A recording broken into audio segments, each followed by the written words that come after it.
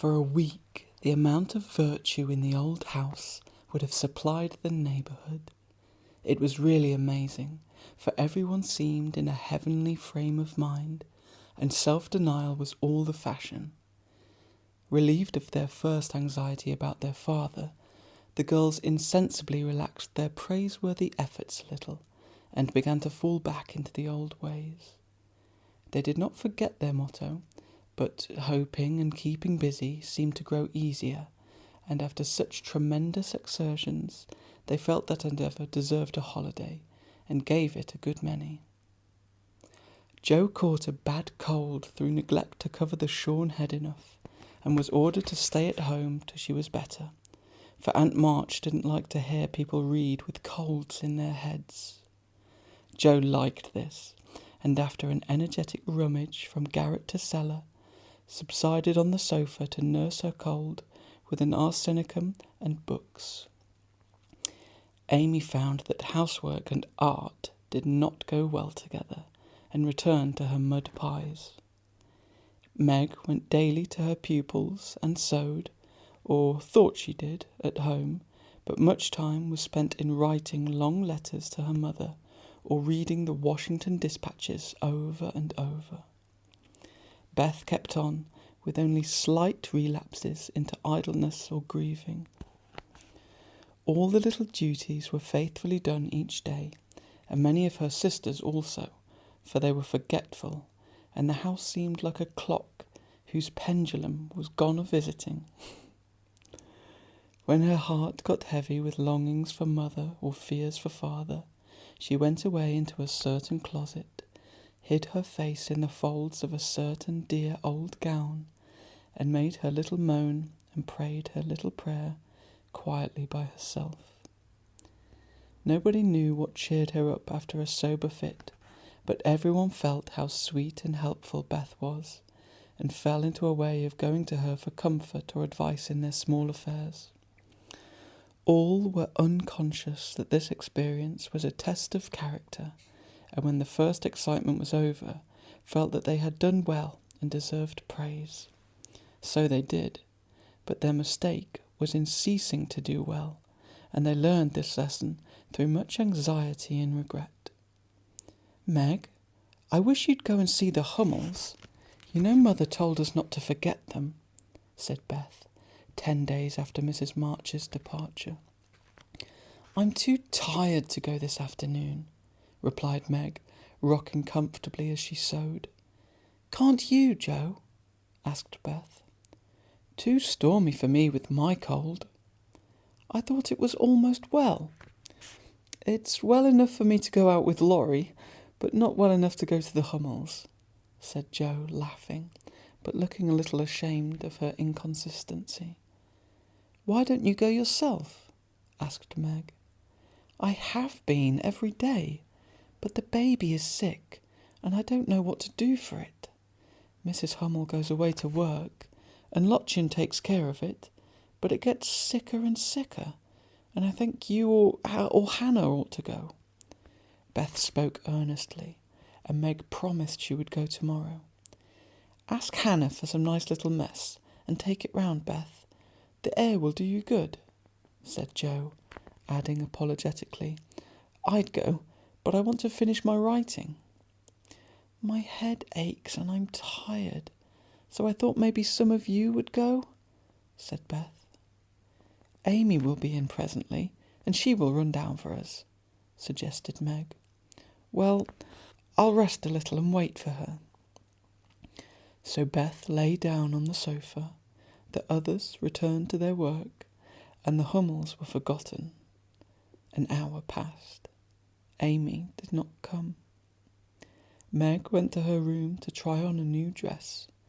Jo was absorbed in her story, and Hannah was sound asleep before the kitchen fire when Beth quietly put on her hood, filled her basket with odds and ends for the poor children, and went out into the chilly air with a heavy head and a grieved look in her patient eyes. It was late when she came back, and no one saw her creep upstairs and shut herself into her mother's room. Half an hour after, Jo went to Mother's closet for something, and there found Beth sitting on the medicine chest, looking very grave, with red eyes and a camphor bottle in her hand. "Christopher Columbus, what's the matter?" cried Joe, as Beth put out her hand as if to warn her off, and asked quickly, "You've had the scarlet fever, haven't you?" "Years ago, when Meg did. Why?" "Then I'll tell you. Oh, Joe, the baby's dead." "What baby?" "Mrs. Hummel's. It died in my lap before she got home," cried Beth with a sob. "My poor dear, how dreadful for you. I ought to have gone," said Joe, taking her sister in her arms as she sat down in her mother's big chair with a remorseful face. "It wasn't dreadful, Joe, only so sad. I saw in a minute that it was sicker, but Lottchen said her mother had gone for a doctor, so I took baby and let Lottie rest. It seemed asleep, but all of a sudden it gave a little cry and trembled, and then lay very still. I tried to warm its feet, and Lottie gave it some milk, but it didn't stir, and I knew it was dead. Don't cry, dear. What did you do?" "I just sat and held it softly until Mrs. Hummel came with the doctor. He said it was dead, and looked at Heinrich and Minia, who have got sore throats. 'Scarlet fever, ma'am. Ought to have called me before,' he said crossly. Mrs. Hummel told him she was poor, and had tried to cure the baby herself, but now it was too late, and she could only ask him to help the others and trust to charity for his pay. He smiled then and was kinder, but it was very sad, and I cried with them till he turned round all of a sudden and told me to go home and take belladonna right away, or I'd have the fever." "No, you won't," cried Joe, hugging her close, with a frightened look. "Oh, Beth, if you should be sick, I never could forgive myself. What shall we do?" "Don't be frightened. I guess I shan't have it badly. I looked in Mother's book and saw that it begins with headache, sore throat, and queer feelings like mine. So I did take some belladonna, and I feel better," said Beth, laying her cold hands on her hot forehead and trying to look well. "If Mother was only at home!" exclaimed Joe, seizing the book and feeling that Washington was an immense way off. She read a page, looked at Beth, felt her head, peeped into her throat, and then said gravely, "You've been over the baby every day for more than a week, and among the others who are going to have it. So I'm afraid you are going to have it, Beth. I'll call Hannah. She knows all about sickness. Don't let Amy come. She never had it, and I should hate to give it to her. Can't you and Meg have it over again?" asked Beth anxiously. I guess not. Don't care if I do. Serve me right, selfish pig, to let you go and stay writing rubbish myself," muttered Joe as she went to consult Hannah. The good soul was wide awake in a minute and took the lead at once, assuring Joe that there was no need to worry. Everyone had scarlet fever, and, if rightly treated, nobody died, all of which Joe believed, and felt much relieved as they went up to call Meg. "Now I'll tell you what we'll do," said Hannah, when she had examined and questioned Beth. "We will have Dr. Bangs just take a look at you, dear, and see what we will start right, and then we'll send Amy off to Aunt March's for a spell, to keep her out of harm's way, and one of you girls can stay at home and amuse Beth for a day or two." "I shall stay, of course. I'm oldest," began Meg, looking anxious and self-reproachful. "I shall, because it's my fault she is sick.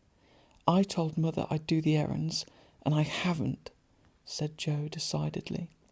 "Which will you have, Beth? There ain't no need of but one," said Hannah. "Joe, please." And Beth leaned her head against her sister with a contented look, which effectually settled that point. "I'll go and tell Amy," said Meg, feeling a little hurt, yet rather relieved on the whole, for she did not like nursing, and Joe did. Amy rebelled outright and passionately declared that she had rather have the fever than go to Aunt March. Meg reasoned, pleaded and commanded, all in vain. Amy protested that she would not go, and Meg left her in despair to ask Hannah what should be done. Before she came back, Laurie walked into the parlour to find Amy sobbing, with her head in the sofa cushions. She told her story, expecting to be consoled, but Laurie only put his hands in his pockets and walked about the room, whistling softly as he knit his brows in deep thought. Presently he sat down beside her and said, in his most wholesome tone, "Now, be a sensible little woman, and do as they say. No, don't cry, but hear what a jolly plan I've got. You go to Aunt March's, and I'll come and take you out every day, driving or walking. We'll have capital times. Won't that be better than moping here?" "I don't wish to be sent off as if I was in the way," began Amy in an injured voice. "Bless your heart, child, it's to keep you well. You don't want to be sick, do you?" "No, I'm sure I don't, but I dare say I shall be, for I've been with Beth all the time." "That's the very reason you ought to go away at once, so that you may escape it. Change of air and care will keep you well, I dare say, or if it does not entirely, you will have the fever more lightly. I advise you to be off as soon as you can, for scarlet fever is no joke, miss." "But it's dull at Aunt March's, and she is so cross," said Amy, looking rather frightened. It won't be dull with me popping in every day and tell you how Beth is and take you out gallivanting. The old lady likes me, and I'll be as sweet as possible to her, so she won't peck at us, whatever we do. Will you take me out in the trotting wagon with Puck?" "On my honour as a gentleman." "And come every single day?"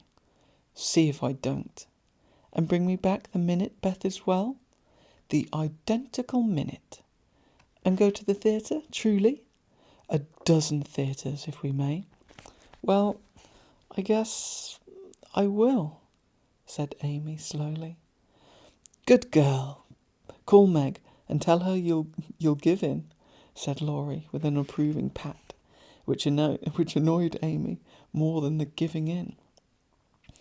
Meg and Joe came running down to behold the miracle which had been wrought, and Amy, feeling very precious and self-sacrificing, promised to go if the doctor said Beth was going to be ill. "How is the little dear?" asked Laurie, for Beth was his especial pet, and he felt more anxious about her than he liked to show. "She is lying down on mother's bed, and feels better. The baby's death troubled her, but I dare say she has only got cold. Hannah says she thinks so, but she looks worried, and that makes me fidgety," answered Meg. "What a trying world it is," said Joe, rumpling up her hair in a fretful sort of way. "No sooner do we get out of one trouble than down comes another. There doesn't seem to be anything to hold on to when mother's gone, so I'm all out at sea." "Well, don't make a porcupine of yourself. It isn't becoming. Settle your wig, Joe, and tell me if I shall telegraph your mother, or do anything," asked Laurie, who never had been reconciled to the loss of his friend's one beauty. "That is what troubles me," said Meg. "I think we ought to tell her if Beth is really ill, but Hannah says we mustn't, for mother can't leave father, and it will only make them anxious. Beth won't be sick long, and Hannah knows just what to do, and mother said we weren't to mind her, so I suppose we must, but it doesn't seem quite right to me." Well, I can't say. Suppose you ask grandfather after the doctor has been?" "We will. Joe, go and get Dr. Bangs at once," commanded Meg. "We can't decide anything till he has been." "Stay where you are, Joe. I'm errand boy to this establishment," said Laurie, taking up his cap. "I'm afraid you were busy," began Meg. "No, I've done my lessons for the day." Do you study in vacation time?" asked Joe. "I follow the good example of my neighbours set me," was Laurie's answer as he swung himself out the room. "I have great hopes of my boy," observed Joe, watching him fly over the fence with an approving smile. "He does very well for a boy," was Meg's somewhat ungracious answer, for the subject did not interest her. Dr. Bangs came, said Beth had symptoms of the fever, but thought she would have it lightly, though he looked sober over the Hummel story. Amy was ordered off at once, and provided with something to ward off danger, she departed in great state, with Joe and Laurie as escort. Aunt March received them with her usual hospitality. "What do you want now?" she asked, looking sharply over her spectacles, while the parrot, sitting on the back of her chair, called out, "Go away! No boys allowed here." Laurie retired to the window, and Joe told her story. "No more than I expected, if you're allowed to go poking among the poor folks. Amy can stay and make herself useful if she isn't sick, which I've no doubt she will be. Looks like it now. Don't cry, child. It worries me to hear people sniff."